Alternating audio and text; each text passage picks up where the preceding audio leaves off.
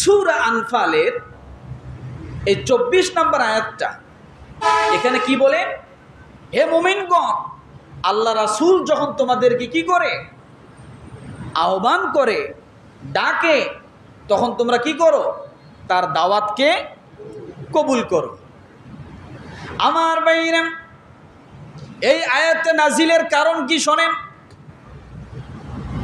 আবু সাঈদ ইবনে Mualla রাদিয়াল্লাহু তাআলা আনহু নামের একজন সাহাবী আল্লাহ রাসূলকে কেমনে অনুসরণ করতে হয় আমার আল্লাহ তাআলা শিখাই দিলেন।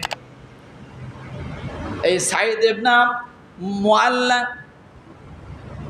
তিনি নামাজরত অবস্থায় নামাজের মধ্যে দাঁড়িয়ে নামাজ আদায় করতেছেন। কি করেন? কথা বলতে হবে। নামাজটা কার? আল্লাহর। তিনি নামাজ আদায় করতেছেন। আল্লাহর নবী এমন সময় আবু সাঈদ মুআল্লাকে ডাক দিলেন, ও আবু সাঈদ মুআল্লা, এদিকে আসো। কিন্তু ব্যক্তিটা হলো নামাজের মধ্যে। এদিকে রসুল ডাক দিয়েছেন, সাহাবী নামাজ ছেড়ে দিলেন না, নামাজটা পরিপূর্ণ করলেন। এরপরে সালাম ফেরানোর পরে আল্লাহর নবীর কাছে চলে আসলেন। আল্লাহর নবী ডাক দিচ্ছেন, ও আমার সাহাবী, আমার ডাক কি তুমি শুনতে পারো না? ভালো করে বোঝেন, আমার ডাক কি তুমি শুনতে পারো না? আমি যে তোমাকে ডাকলাম, আসতে দেরি হলো কেন? আল্লাহর নবী এই প্রশ্ন যখন সাহাবীকে করেছেন, সাহাবায়ে কেরাম সাহাবী সঙ্গে সঙ্গে বললেন, ইয়া রাসূলুল্লাহ, আমি নামাজের মধ্যে ছিলাম। কোথায় ছিলাম? নামাজের মধ্যে ছিলাম। আপনি ডেকেছেন, কিন্তু আপনার ডাকটা আমি নামাজ শেষ না করা পর্যন্ত কেমনে আসি? আল্লাহর নবী যখন এই কথা শুনলেন, সঙ্গে সঙ্গে নবীজি ডাক দিয়ে বললেন, তুমি কি সূরা আনফালের 24 নম্বর আয়াত পড়নি? ইয়া আইয়ুহাল্লাযীনা আমানুস্তাজিবু লিল্লাহি ওয়া লির-রাসূলি ইযা দাআকুম লিমা ইউহয়িকুম। তোমাদের রাসূল যখন তোমাদেরকে ডাকবে, সঙ্গে সঙ্গে তোমরা ডাকের জবাব দিবে। আমার বাইরে কথা যখন বললেন, আল্লাহর নবী আর কিছু বললেন না, চুপ করে পথ রওনা করতে ধরলেন। আল্লাহর নবী যখন মসজিদ থেকে বাইর হয়ে যাবেন, সাহাবী পিছন দিক থেকে ডাক দিয়ে বলে, নবীজি, আপনি ডেকেছেন, আমি নামাজের মধ্যে ছিলাম। বেয়াদবি, গুস্তাখি মাফ করেন, আপনি কেন ডাকছেন আমাকে একটু বলেন। আল্লাহর নবী সাহাবী আবু সাঈদ ইবনে মুআল্লাকে ডাক দিয়ে বলেন, আমি তোমাকে এমন একটা জিনিস শিক্ষা দিতে চেয়েছিলাম, যে শিক্ষা দেওয়ার জন্য আমি তোমাকে ডেকেছি। সাহাবী আশ্চর্য হয়ে গেল, ইয়া রাসূলুল্লাহ, আপনি শিক্ষা দিবেন? ভালো কথা। নবীজি আর কিছু বললেন না, এই কথা বলে আবার পথ রওনা করলেন।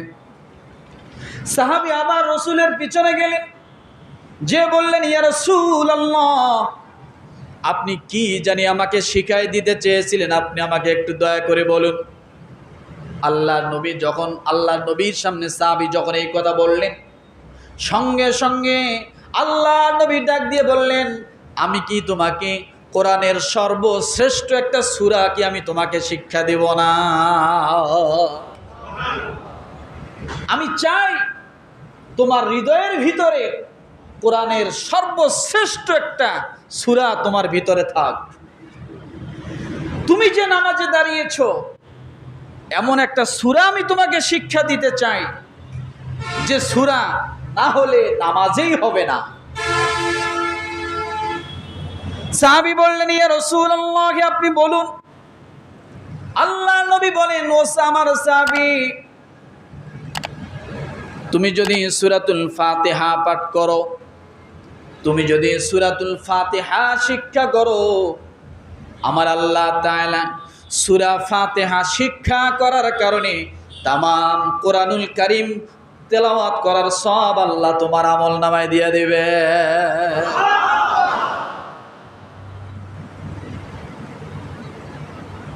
রাসূল একটা শিখায় দিলেন। শিখালেন কাকে বলেন তো? কাকে শিখালেন? সাহাবায়ে কেরামকে। কারণ রসুলের শিক্ষা পদ্ধতিতে আমল এটাই গ্রহণযোগ্য।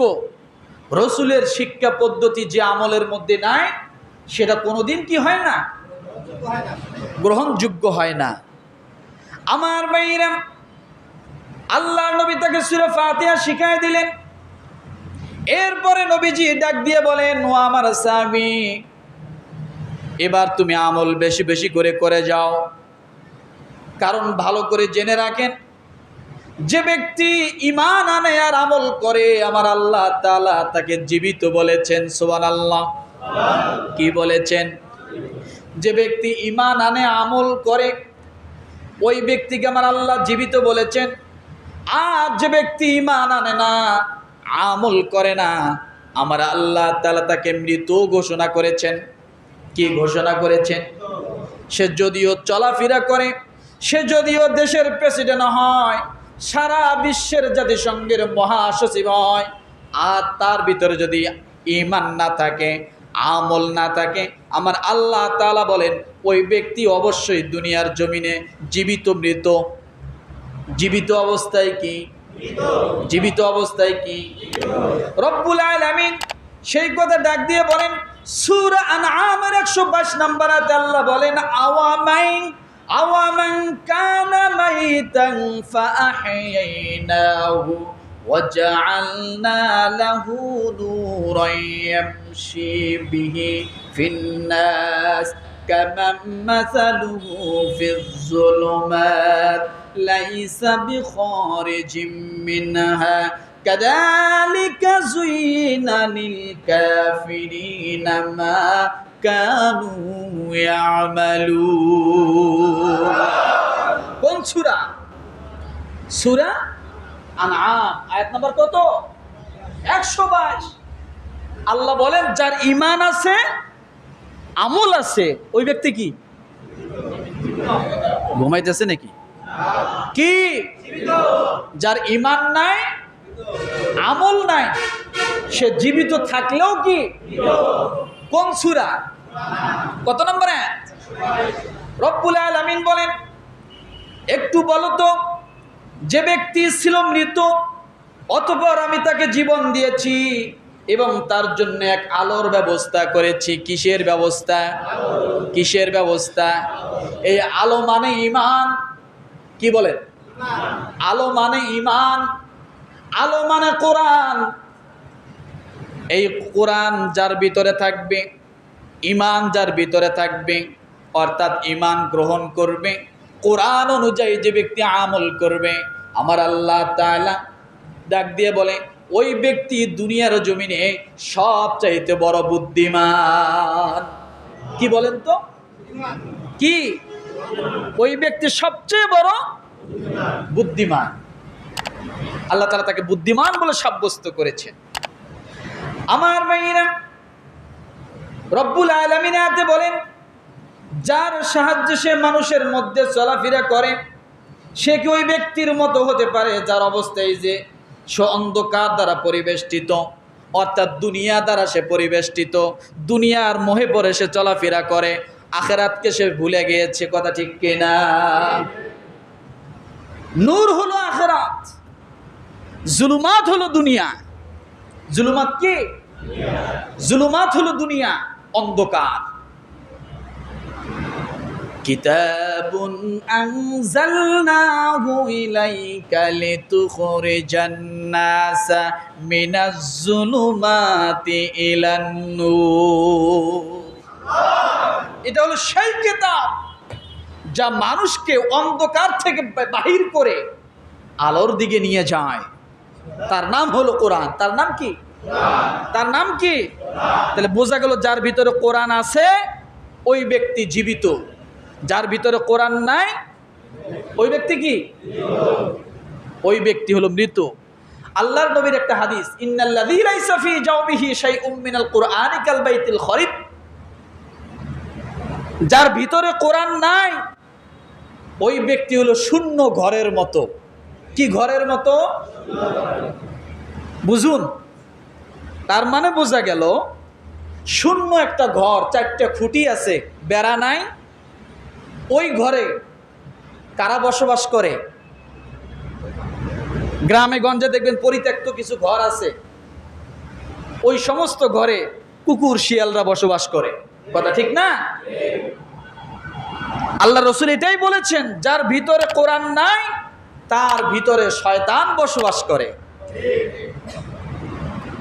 তবে একটা কথা মনে রাখেন, শয়তান কিন্তু মানুষের কলবে প্রবেশ করতে পারে না। শয়তান মানুষের কলবে প্রবেশ করতে পারে না। শয়তান মানুষের শরীরে ভর করে, এখান থেকে সে আক্রমণ করে। কলবে স্থান হলো আল্লাহর। কার? কলবে কার স্থান? কলবে শয়তানের স্থান না। তাহলে শয়তান আঘাত করে কোথা থেকে? শরীর থেকে। যার কারণে শয়তান কোনোদিন কলবের ভিতরে প্রবেশ করতে পারে না। আমার ভাইরা, ইবনে আব্বাস রাদিয়াল্লাহু তাআলা আনহু তিনি বলেছেন, এটি কবর থেকে জীবিত ওঠার জন্য নয়, এটা হলো দুনিয়ার মানুষের যার ভিতরে ঈমান আছে সে হলো জীবিত, আর যার ভিতরে ঈমান নাই সে হলো মৃত্যুর সমতুল্য। কিসের সমতুল্য? মৃত্যুর সমতুল্য। তাহলে ঈমানদার, আমলদার এই ব্যক্তি নেককার। কথা ঠিক না? আর নেককার সবসময় কি? জীবিত। আর এই জীবিতর সাথে সম্পর্ক কার? আল্লাহর। যেহেতু আল্লাহর সম্পর্ক, আল্লাহর সাথে সম্পর্ক বান্দার কলবের। বুঝাইতে পারছি? আর ফুজ্জার, বদকার, এর সাথে সম্পর্ক কার? শয়তানের। কিন্তু শয়তান কখনো কলবের ভিতরে প্রবেশ করতে পারে না। শয়তান যাকে আসর করে সে মৃত। সে কি? মৃত। আমার ভাইরা, এই হলো দুইটা দিক। আর একটা দিক রয়েছে, ভালো করে গভীর করে খেয়াল করেন। আর একটা দিকের কথা আমার আল্লাহ বলেছেন, তারা হলো মুনাফিক। তারা কি? তারা কি? তারা হলো মুনাফিক। এই মুনাফিকরা মুসলমানের ধারে কাছেও না, আবার কাফেরদের নিকটবর্তী। বলেন নাউযুবিল্লাহ। মুসলমানরা কি?